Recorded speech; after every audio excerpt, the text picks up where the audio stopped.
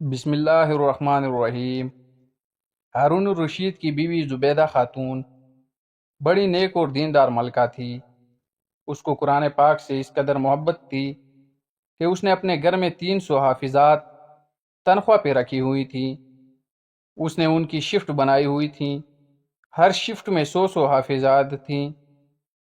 ان حافظات کو محل کے مختلف کونوں، برآمدوں، کمروں میں بٹھا دیا جاتا تھا اور ان کا کام اپنے شفٹ میں بیٹھ کر بس قرآن مجید پڑھنا ہوتا تھا۔ اس طرح ہر وقت محل میں 100 حافظات کی قرات کی آواز آتی تھی۔ یہی وہ زبیدہ خاتون ہے جن کو جب پتہ چلا کہ جب لوگ سفر پہ جاتے ہیں اور حج کرنے جاتے ہیں تو ان کو راستے میں پانی نہیں ملتا تو وہ بے چین ہوئی۔ ہر بیوی اپنے خاوند سے کوئی نہ کوئی فرمائش کرتی رہتی ہے۔ زبیدہ خاتون نے اپنے شوہر ہارون الرشید سے نہر کی فرمائش کی کہ میرے دل کی ایک تمنا ہے کہ آپ نہر بنوائیں جو میدان عرفات تک پہنچے تاکہ حاجیوں کو اس سے پانی ملتا رہے۔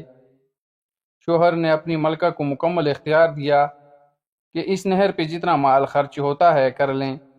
یوں ایک عظیم الشان نہر بنائی گئی جس سے کروڑوں انسانوں، پرندوں اور چرندوں نے فائدہ اٹھایا۔ کہتے ہیں کہ جب زبیدہ کا انتقال ہوا تو ایک شخص کو خواب میں ان کا دیدار ہوا۔ اس نے زبیدہ سے پوچھا کہ اللہ نے تیرے ساتھ کیا ماجرا کیا؟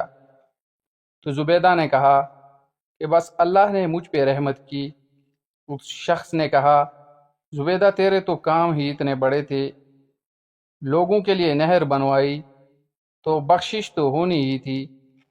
زبیدہ نے کہا کہ میری بخشش نہر کی وجہ سے نہیں۔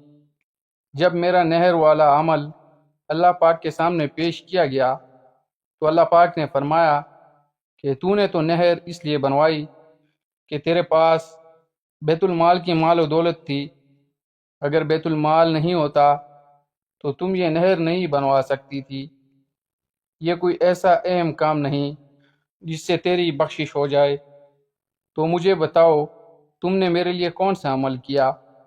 زبیدہ خاتون کہتی ہے یہ سن کر میں ڈر گئی کہ میرے پاس تو ایسا کوئی عمل نہ تھا۔ اس گھبراہٹ میں اللہ پاک میری طرف متوجہ ہوئے اور فرمایا سارے اعمال میں بس ایک ہی ایسا عمل ہے جو تو نے صرف میرے لیے کیا ہے۔ ایک بار جب تم کو بھوک لگی تھی اور کھانا کھا رہی تھی، منہ میں لقمہ ڈالنے سے پہلے اذان کی آواز تیرے کانوں میں آئی۔ اس وقت تمہارے سر پہ دوپٹہ ٹھیک نہیں تھا، آدھا سر ننگا تھا۔ اس وقت تیرے دل میں یہ خیال آیا کہ اللہ کا نام بلند ہو رہا ہے اور میرا سر ننگا ہے۔ تم نے اپنی بھوک کی پرواہ نہ کی، لقمہ نیچے رکھا اور اپنا دوپٹہ ٹھیک کر لیا اور پھر کھانا شروع کیا۔ تو نے لقمے میں جو تاخیر کی وہ میرے نام کے ادب کی وجہ سے تھی، بس تیری مغفرت کی وجہ یہی ہے۔ اللہ پاک اعمال کا چھوٹا بڑا ہونا نہیں دیکھتا، لاکھوں روپیوں کے زکوٰۃ اور خیرات کو نہیں دیکھتا، وہ تو دل میں چھپے تقوی کو دیکھتا ہے۔